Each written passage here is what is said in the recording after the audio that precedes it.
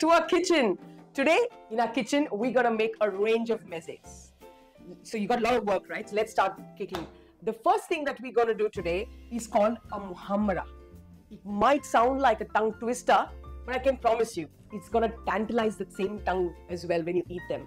So let's quickly take a look at what's needed to make this Muhammara. We'll be using some bell peppers. If you've seen my rainbow video, you'll realize the amount of nutrients that these red bell peppers and tomatoes have. Very, very good for inflammation. So we'll be using some bell peppers, of course some tomatoes, because it's a nice tangy little dip or mezze. So it's very nice. We'll use some tomatoes in here, one white onion, a couple of garlic. Who doesn't love garlic? I like a little bit of spice, so one little red chili in here. Then we've got some pomegranate molasses.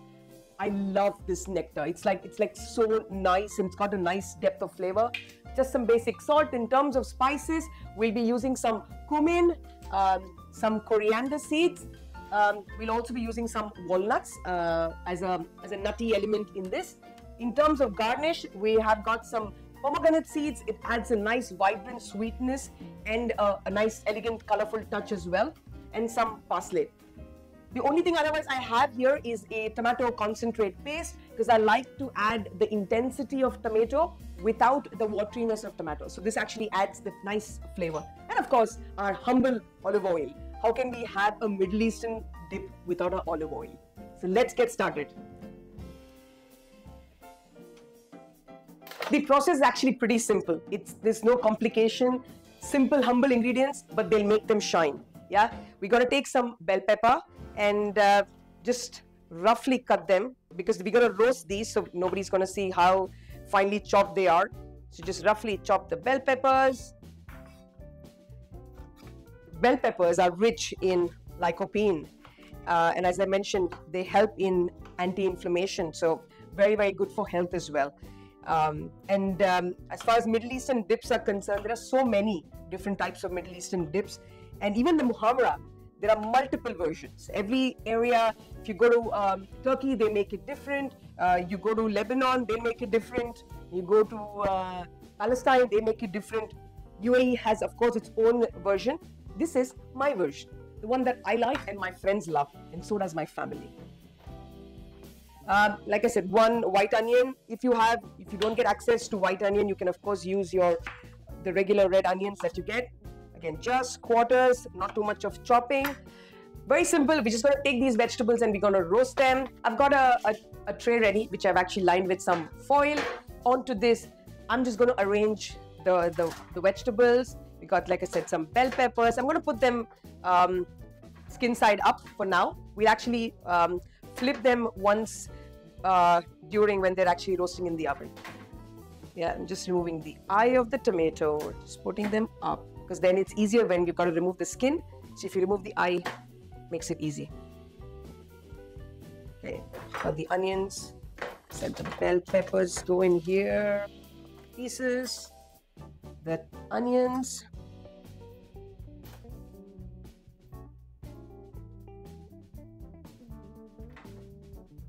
Okay, yeah, got the onions done. I put a few cloves of garlic and a whole chili. You don't need to de-seed nothing, because the seeds will add the little spiciness that we need.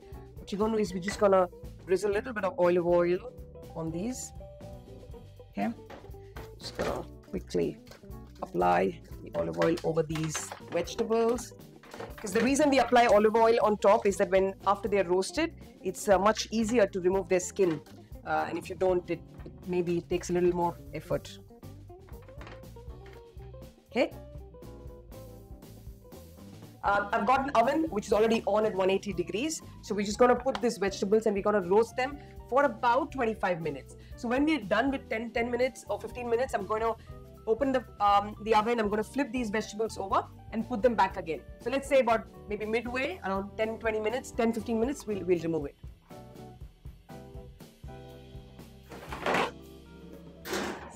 In goes the vegetables. Now while the vegetables are getting roasted, we're gonna do some roasting of some spices, and we'll also toast up our walnuts.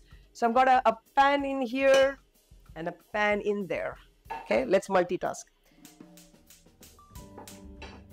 Okay, onto this pan, what I'm going to do is I'm just going to dry roast the walnuts. So what happens with walnuts is if you dry roast, it makes it more crunchier. The oils of walnuts are actually released much better. If you know, walnuts are very, very nutritious. One of the nuts that you should include in your everyday diet would be walnut. And if you know that they look like brain, so they actually support brain health. So a couple of walnuts a day, very, very good. Once we've added these walnuts, we're just going to reduce the flame so that they toast and not burn. On the other pan, what we're going to do is we're going to dry roast some cumin. You can always buy the store-bought cumin or coriander powder, but when you make this at home, freshly ground, the flavor that you get is so much better than from store-bought. So into this, what I've done is I've added a spoon of cumin and a spoon of coriander, and we're just going to dry roast this. Cumin and coriander both have cooling properties. So they're very good spices, but they also actually help cool down our body, especially during menopausal time when, hot flushes become one of the most popular symptoms. I think cumin and coriander actually help us a lot. You could also just soak cumin and coriander into a glass of water and drink that. Helps cooling down our body. Okay, when you start roasting these spices, you'll already know that it smells amazing in here. Much, much better than store-bought. Okay, we'll take a quick look at the walnuts.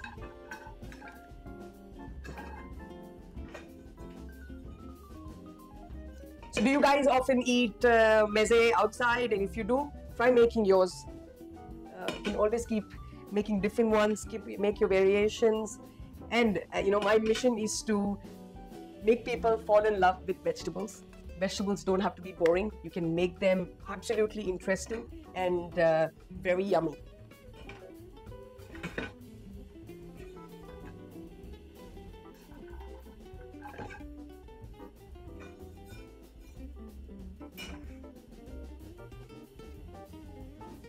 Now, looks like our walnuts are almost done. What I'm going to do is put the flame off, and I'm going to keep these walnuts in a bowl till when we're ready to actually grind them. This is also ready. The coriander and both cumin have actually toasted very well. Smells really good. I'll put the flame off, and we're gonna not grind this. We're not gonna grind this fine. That's why I'm gonna use a mortar and a pestle, and we'll just coarsely do it ourselves, so we still get the texture of the coriander seeds when we eat the mezze. We've put the coriander and the cumin. Now we're just going to quickly grind that. Yeah, you see, it's all, like I said, we just want to keep it coarse. We don't want to do any fine grind of this. This is smelling absolutely fantastic, I swear. The love that you get from grinding your own spices is very different. And you can actually see the quality of what's being used. A lot of times when you buy store-bought spices, you actually don't know what all are the additives unless you actually know who's grinding it for you and stuff.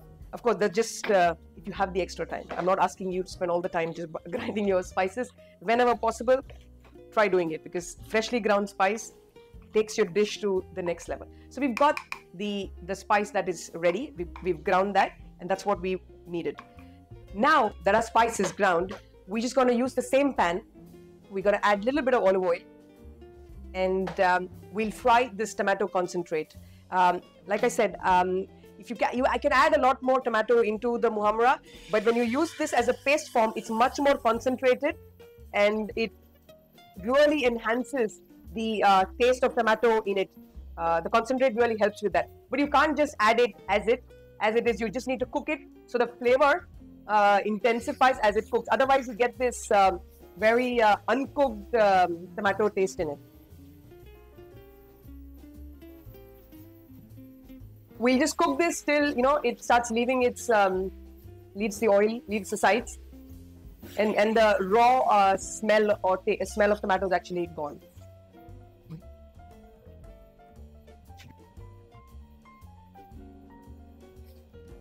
Now you can see that the tomatoes have like all the moisture in the tomato paste is gone. It's leaving, so it's left all the sides, the oil is out. It's time to put it off. And what we'll do is we'll just take it out in a pan, probably just in a bowl, and it's probably ready when we are ready to blend our muhammara.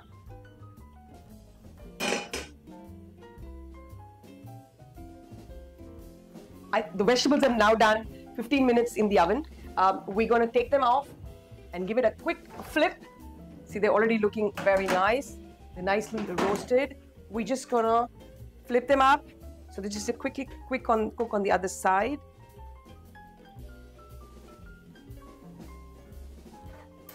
Just soften them up a little bit more here.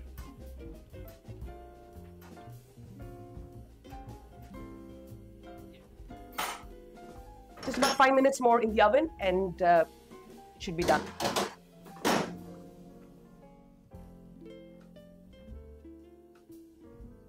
The vegetables have done the 5 minutes in the oven and they're actually ready to take out. See, nicely roasted. What we're going to do now is we're going to remove the skin from these vegetables. Like I said, if I put, the reason we put olive oil is the skin comes off very, very easily. You can wait till it becomes cool to remove. I personally, I think my hands are used to working with hot.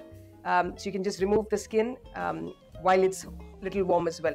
If there's a little skin that stays while you're removing and peeling the skin off, it's okay. It adds to the texture, so don't worry. It doesn't have to be fully de-skinned. A little bit of skin, no problems at all.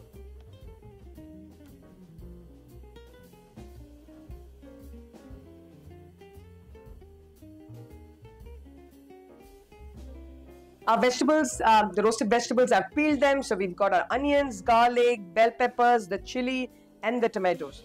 Now, it's just the last step, which is to blend.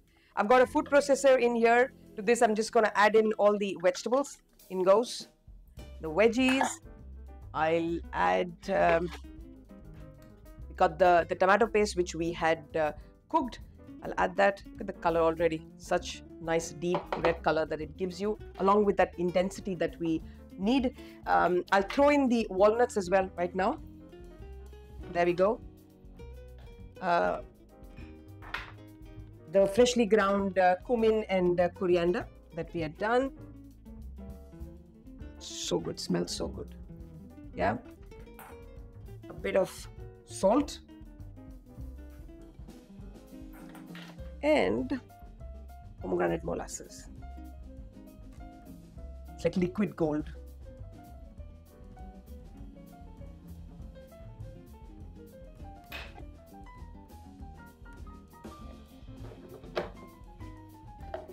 In goes the lid and we blend. We don't want a very fine paste. We want something which is coarse. It still has a bit of texture and character to it.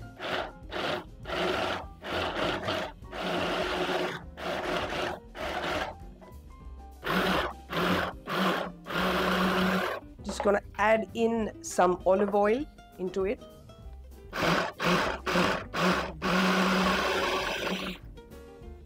But not too much. We'll add, of course, a little bit when we finish.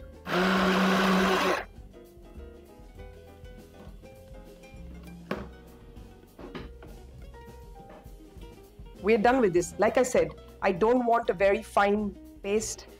It's up to you. If you are someone who likes a very smooth mezze or a dip, you can blend more or even keep it more coarser if you like. But this is the kind of texture that I like, where you can actually still get the bite of the walnut, the onions, and a bit of garlic here and there. Now we're just gonna plate this and we're ready to dip our bread or our chicken and eat. Okay, thing is ready. We're just gonna plate it, get a nice platter, which, allows the color to pop.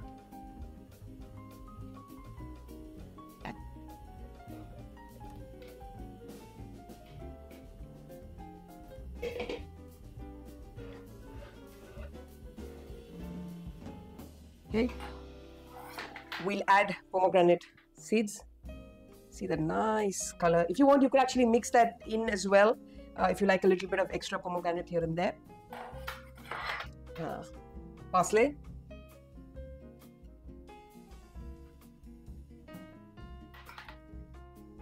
Some more of the molasses.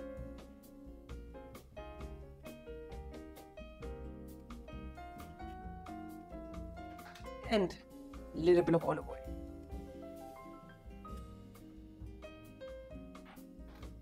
And there you go. There you have Muhammara, my version of the Muhammara.